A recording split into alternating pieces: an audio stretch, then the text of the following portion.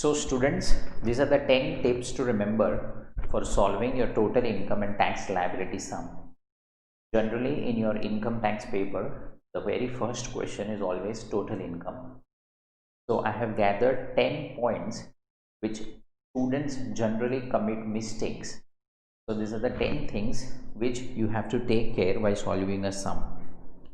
The very first point, students, is chapter 6 reduction. While solving the sum, Chapter 6 reductions is not allowed against few incomes, which are capital gains, winnings, undisclosed income, expenses, etc. Now, generally, students make a mistake that while solving the total income sums, the gross total income, after that, we are supposed to take Chapter 6 reduction. Now, under Chapter 6 reductions, you have to ensure that these incomes are not considered for your Chapter 6A. So what I do in my classes, after calculating gross total income, I suggest my students to divide the income first into short-term capital gain on 111A, then 112A, then other long-term capital gain, then winnings, then undisclosed income and expenses. And then only the balance income which we get, only from this income you are allowed to take your chapter 6 reduction. Now what happens with this kind of presentation is that after you divide the incomes, when you go for the chapter 6 reduction, your mind gets a hint that you are not supposed to take the chapter 6 reductions from the first few incomes. So naturally you will understand, naturally you will get a hint that your chapter 6 reduction should always be only from the balance income. This is a very common mistake which students generally commit while solving the total income sum. So this is one of the suggestions. You can also have any other method in which you are solving, but please ensure that you don't take chapter 6 reduction from these incomes.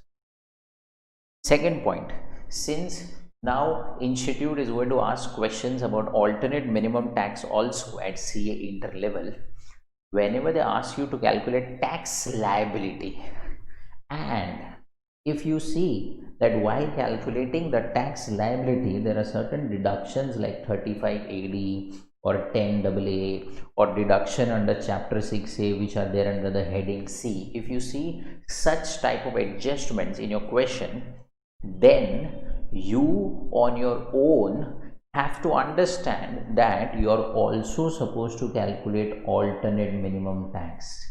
Students, we cannot expect that the institute will specify in the question that also calculate alternate minimum tax. No, don't expect such specifications. If institute have given you a question in which they have asked you to calculate tax and they have given such deductions, then it is expected from the student that even without mentioning the word alternate minimum tax, the student have to calculate that alternate minimum tax. This is very important because this is the first exam that in CA Inter alternate minimum tax is going to be asked.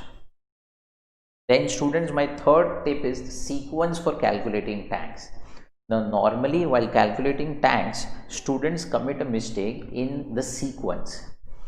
They forget whether rebate is first or surcharge is first or marginal relief or health and education cess or TDS credit. So there is always a confusion regarding this sequence. So what students, I suggest that you should remember this code word. The code word is Rohit Sharma, my classic player. I repeat once again, Rohit Sharma, my classic player. See, Rohit is rebate, Sharma is surcharge, my is marginal relief, classic is cess, and player is prepaid taxes. So this code Rohit Sharma, my classic player, will help you to understand, will help you to remember the sequence. Then rebate is deducted, surcharge is added to the tax, marginal relief is again deducted, health and education cess is again added, and prepaid taxes are deducted.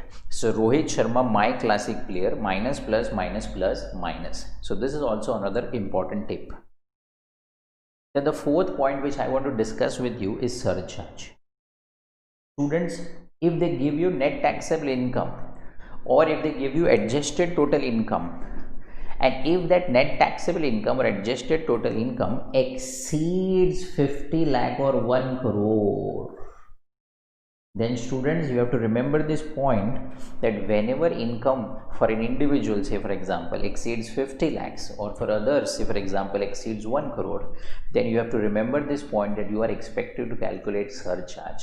Now generally at CA Inter, CA IPCC or CS executive levels, questions on surcharge are not asked too often, but institute might ask you a question in which there is an income which is greater than 50 lakhs or 1 crore, then you should always remember this point, that you are supposed to calculate surcharge. Then next point is TDS credit. Students, in total income sums, if net income is given in the question, then majority students remember the net has to be converted into gross. So that is normally not a problematic area for students, but the problem arises when you are calculating your taxes. See students, we discussed earlier Rohit Sharma My Classic Player. In that player was prepaid taxes.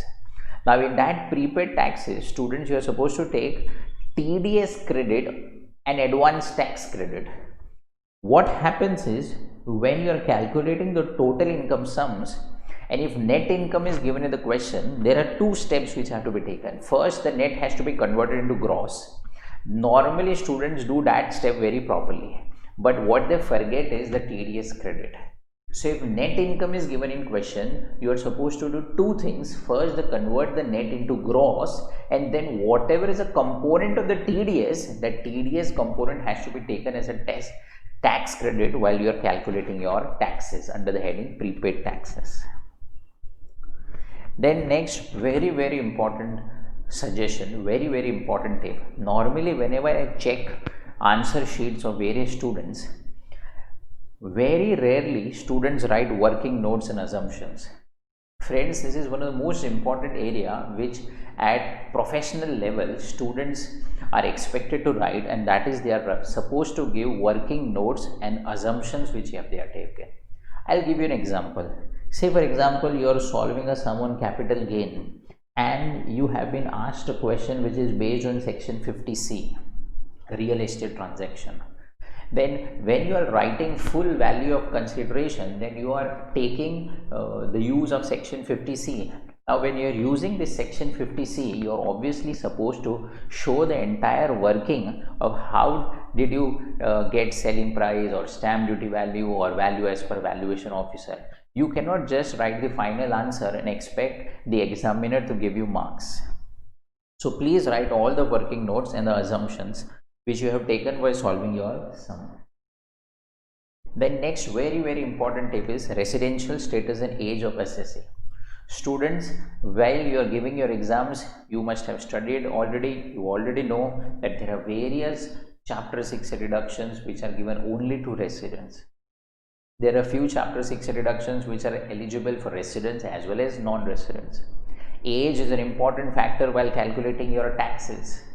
In fact, age is also important while calculating certain chapter 6 reductions like ATTTB. So whenever you are solving the total income sum, you should always note what is the residential status and the age of the assessee. Point number 8 is analyze the question. This is very important. Majority of the students do not read the question properly. Supposingly the question is asking calculate net taxable income.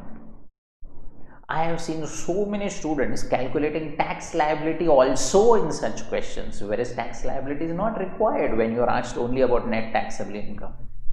So students, you have to very carefully analyze whether the question is asking about gross total income or net taxable income or total income and tax liability or tax liability. Obviously, if they are asking you tax liability without calculating your not total income, you cannot calculate your tax liability. So if they ask tax liability, total income obviously is asked.